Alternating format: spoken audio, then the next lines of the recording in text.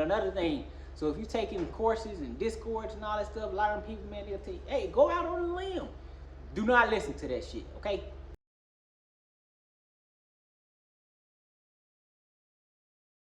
What's going on, y'all? SCS. And I'm back with another one. I'm gonna give y'all this video on how to grow a successful business. This is just what I did. Give y'all this layout. You can run with it. You can take from it suggestions, because I'm still doing it. I'm just critiquing what I'm doing. But for now, to get to where I got, I'm gonna show y'all and tell y'all what I did. So stay tuned.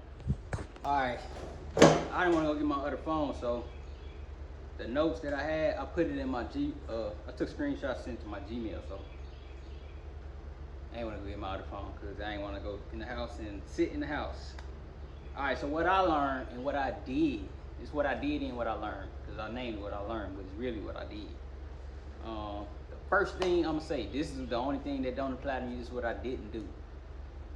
When you get your LLC, like say you're going official, you really run the business, you get your LLC, apply for all the business credit you can, right? And the reason why is you don't want to use your personal credit. This is what I did not do, because like I said, I was just doing it. Literally, I'm the only person in my family that's running the business. The only person. I have one cousin that tried, but I don't think she's still doing it. But I'm the only person that's still going with my own business. Nobody's told me how to do this. I'm credit, buying a house. Nobody told me how to do none of that stuff. Like, I always just Googled it. And I found out, and I called banks and all that. So I had to find out how to do all this stuff on my own. So that's what I can tell you. Number one, put everything in your business. You're doing business, put it in your business. Everything. Like, this is the only thing I can't put in my business. The shop and the shop utilities, so because it's connected to the house. All right, number 1, 2, and 3. Be real, be right, and be honest. Like, no matter what, you just try to be honest and accurate about everything to the penny. Like, even if you're talking about dollars or you're talking about jobs, like time, since it's just me, I always run out of time. So I be saying I'm gonna do something, I'm gonna do something, I'm gonna do something, and time really done caught me, and I ain't get to do as much as I plan on doing or what I thought I was gonna be able to do. So if you can, be real, right, and honest as much as you can, because that's gonna set you apart from everybody, right? I'm gonna give y'all 3 instances of being real, right, and honest. So I had somebody buy a gauge set. He showed me on camera somebody stole the gauge set, right? Well, I'm gonna just take the name out. Somebody stole the gauge set. I was like, Jesus. So I'm like, do I refund this, or how does it go, right? So the way that the order was in is something that I didn't stop, because I put signature on all my orders, all my orders, and on my gauge sets. I make sure I get insurance, because some people know what the white boxes is. So his came straight from DAKOTA Digital, and it was signature required and it's insured. So sent them the video, and they refunded the money, and they sent it to me. And he was like, hey, they said they sent it to y'all. I was like, man, I ain't get nothing yet. So they sent me a receipt showing the refund. I sent them this money, but he's like, yeah, man, that's why I mess with you. These people be scammers, they don't get money back. I was like, you right. He is absolutely correct, because I had multiple instances last year. Stuff ain't right. I'm gonna talk about that too, but that's one instance. Another instance, I had an issue with a rear deck. The guy's way in California, I'm in Georgia, so we on 2 different coasts of the world. He sent the speakers to me, and the rear deck didn't fit the way I wanted, or the other person wanted, so I sent him a full refund for the deposit, paid for his speakers to go back, and I paid for, I think it was over thing. I paid for I sent him a refund, paid for his speakers. Oh, that was it. He was like, man, I'm very thankful for the way you run your business. I haven't seen anybody run a business like that these days in a long time.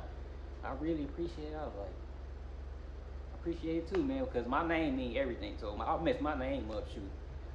I might as well close up shop and just work on my own stuff if I mess my name up. This is my opinion, though. All right. don't overload yourself, because if you overload yourself, this is what is gonna happen, right? And I'm speaking automotive, but any business period. You're gonna be taking in more than you can push out. So on this side of the business, you're doing a bunch of talking, conversing with customers on the phone, but on this side, nothing's coming out. So your people who already placed orders and stuff like that, I'm saying you could be a 3, 4, 5 man team if your liaison or desk person is steady bringing in work and everybody else is checking out the new cars that's coming and all that stuff, but the stuff that been there ain't coming out. You're gonna be in trouble. You'll be in trouble. It's gonna be a headache. So don't take out more than you can put. Don't take in more than you can push out. Me, that's why I'm sitting at the house. I can't push out cars. It's just me. I can't talk to the person, ship, stitch, do all the fab work, sand, clean up, open and close. I can't do all that by myself. I mean, I can do part of it, but I just can't do all of that at another location. Like, I just can't with a whole nother set of bills. So it just don't make sense. All right, now you're gonna make money, right? And I say this because a lot of people say, I ain't gonna do this, I ain't gonna do that, and they do it, and they make a lot of money. They spend the money the wrong way. So me, I always say reinvest for your first like year and a half at least, because you're gonna start off doing whatever you're doing with a lot of cheap or lower price equipment, unless you're taking over for somebody or mom and dad provided everything. So it's gonna be a big difference. I started this for nothing. So make sure you use the money right. I'm gonna just say use it right in management. With me, I've reinvested. I'm still reinvesting. I've been messing with this car stuff since 17. I'm 28, so 11 years. I just keep compounding my tools. And so I'm trying to get faster while keeping my time at the same time. So I try to stop using as much time as possible to do certain stuff. So I buy tools to do the work for me. So that's just my opinion. All right, this is something I talked about in the Master Tech Expo video. You got to charge enough to elevate, because if you don't, say if I didn't buy certain equipment, certain things, and I just stayed with the starter type stuff, I would still be producing like a starter, because I don't have to. I'll probably be a little bit faster from experience, but still, you wouldn't be as fast as you could, because you're not trying to elevate. You're just trying to sustain, right? Now, if you want to sustain, that's what you want to do. That's cool. But what I didn't try to sustain. I'm steady trying to climb the ladder. I'm trying to elevate. But I feel like I'm at a point where I can't really do too much till I either buy or have somebody with me to help me, and then I can rent. But as far as by myself with these crazy prices right now, I ain't renting nothing. So yeah, I'm just trying to keep elevating. So I'll go residential again and do this bigger before I go and rent like $2,000 a month by myself. It just really don't make sense. All right, networking. This is a big one. You have to network. Networking could cost you. Put that in there too, because a lot of people, I network. Networking can be as simple as you go, like going to somebody. Prime example, I went to College Park Customs to get 2 barrels and 3 tires. I didn't know it was a networking. I was like, hey, he's the one that everybody recommend. All right, so I took my wheels and tires up there. Boom. He ended up buying some consoles and stuff. He ain't giving me a free promo. Like, so networking, this is something that I didn't even expect. Sent me hundreds of people. Hundreds of DMs last summer, like hundreds. Literally over 100. And he did it again, and more people came, more followers. I'm like, dang, he really rocking with me. Another example. Well, y'all already know Devo Customs if y'all follow me on Instagram. Another example. And this was just, we from the same area, and he like, damn, you from Chicago too? You from Inglewood? You from 63rd? You used to live on 43rd? Like that, like, I didn't even know that was in Chicago area when I first started following him. I started seeing him taking pictures in Inglewood. I'm like, man, that look like 64. That look like Hollister. That look like this. That look like that. He's like, yeah. How you know that? I'm like, I used to live down the street. And then boom. Like I say, you just network. You never know, because if you don't network, you ain't got nobody to like that's higher level or same level as you.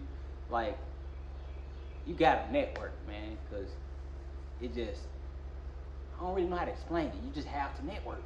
You have to. Me networking with other people, I try, but it's kind of hard, man. Like when people are just starting out, you never really know their full intention. So I be trying to network with people. I be trying to shop with people, and it all turned to horror stories. So, so for now, I try to keep my boundaries with new people. It's just, you never know. All right, this is another good one. On anything that requires a deposit, right? Do not let people pay in full. And I just let somebody do this, and I kept telling him, no. He like, man, I know you ain't gonna get over on me. I was like, yeah, but still, I don't want you to pay me in full. But he still pay me in full. His piece is sitting right there. The reason why, usually, if somebody pay you in full, they expect their stuff to be done faster than the people that's waiting, right? And two, when people pay you in full, it's easy to get complacent. I ain't a lazy person at all, but still, when you have the money, you've been paid, you have nothing to look forward to at the end. So it's like, where's the new jobs? This one paid for. You get what I'm saying? That ain't me. I never be like that, and I'm quick to get refunds. So don't take in full payments. Like, and then another thing with in full payments, stuff could come up, right? So say if you charge somebody $5,000 for something, right? And they say, all right, here go $5,000, and you run into something. And now they need a piece that's $500, and you gonna charge them $500 to put it on. They're gonna be like, I already paid you in full. Cause some people like that. Some people like, oh, all right, whatever it need to be, whatever I need, just let me know. You got some people like that, and then you got people, I already paid you.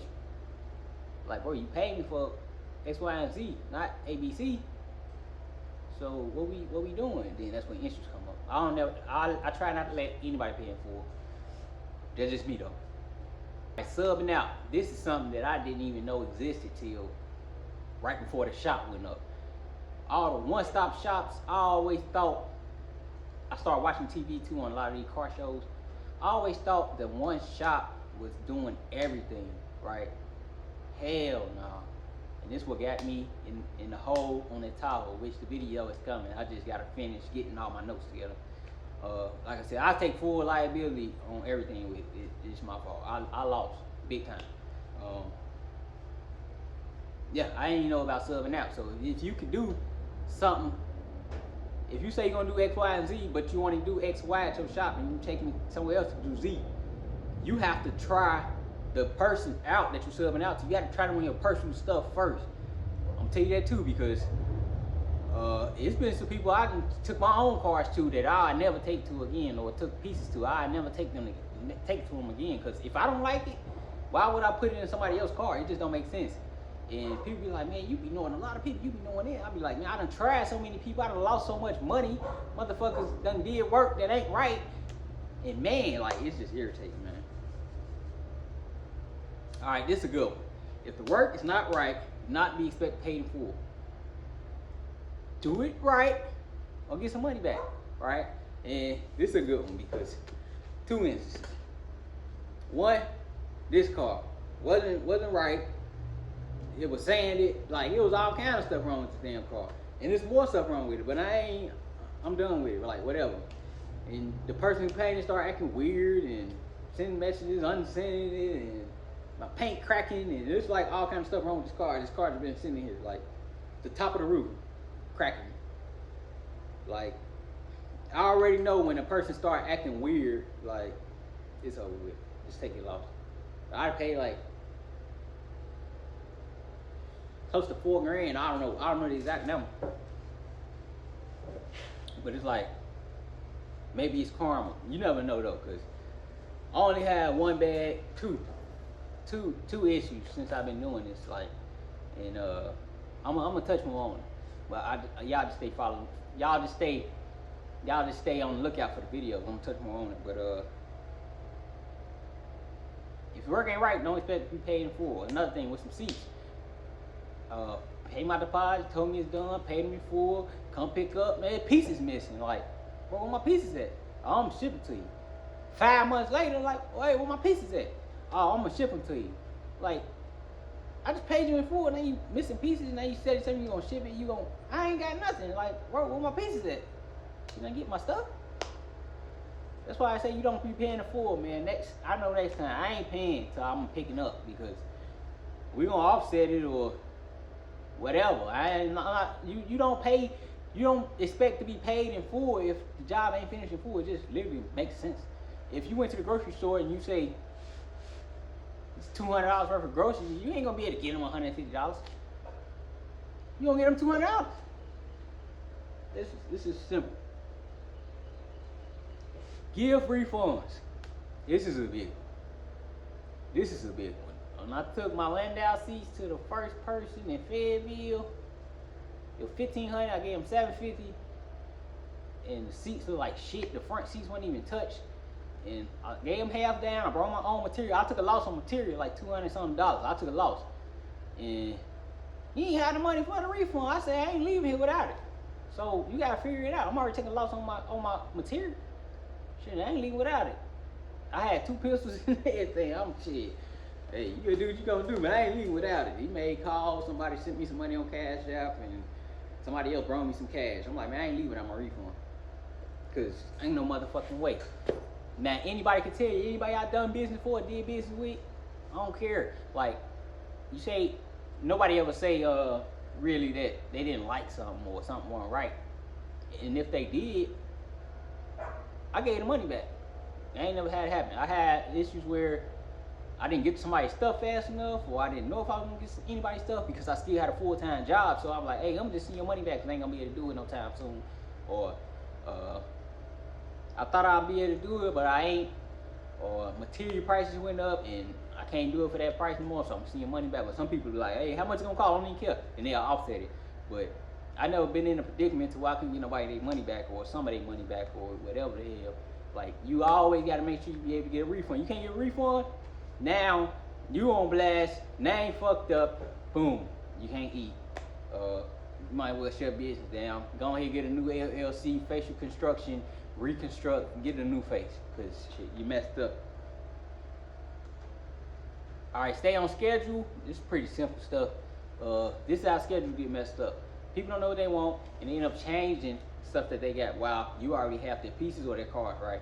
And now everybody down the line, if you allow it, everybody down the line is gonna get messed up on their timing because somebody before them changed what they had, right? You're gonna get sick, you're gonna have bad days, you're gonna have days where you just don't feel like doing nothing at all. Those gonna happen. But when you start allowing people to change what they got with you, and now they messing up everybody behind them, you don't allow it. Take it from me, because I did it. For you to stay on schedule, you just gotta make sure people, you know what people want, and you do it within the time that you set up to do it in the first place. That's how you save all that. And I learned that too. All right, and lastly, this is a great one. Whatever you want to do, whatever, it don't matter. Whatever you want to do, there's classes online, there's classes you can pay for, courses you can pay for, Discord groups. Take as many courses as you can, right? This is how you get faster. This is how you get more ideas, more time allowed. Because like I said, I always talk about money. Money are directly correlate with time. I don't have time to waste. I spend a lot of time working, so I'm trying to scale back on working, but still produce the same amount of stuff. So if you learn new tricks, new techniques, and you learn how to manage time and make the same amount of product in less time, then you win it. You win it. Like, you win it. I don't think nobody else would disagree with that. You win it if you could do the same amount of stuff in 3/4 of the time it used to take you. You got a lot more time, so you can spend that time either doing more or doing what you do in your off time. Which, that's what I like to do in my off time. I want to play with my own cars. Like, I got cars painted a year, interior sitting for 2 years. I ain't got to look at. Like, that's what I'm trying to be able to do. Be able to produce the same amount of stuff I produce and work on my cars. But that's pretty much it. And another thing, so if you're taking courses and Discords and all that stuff, a lot of them people, man, they'll tell you, hey, go out on a limb. Do not listen to that shit, okay?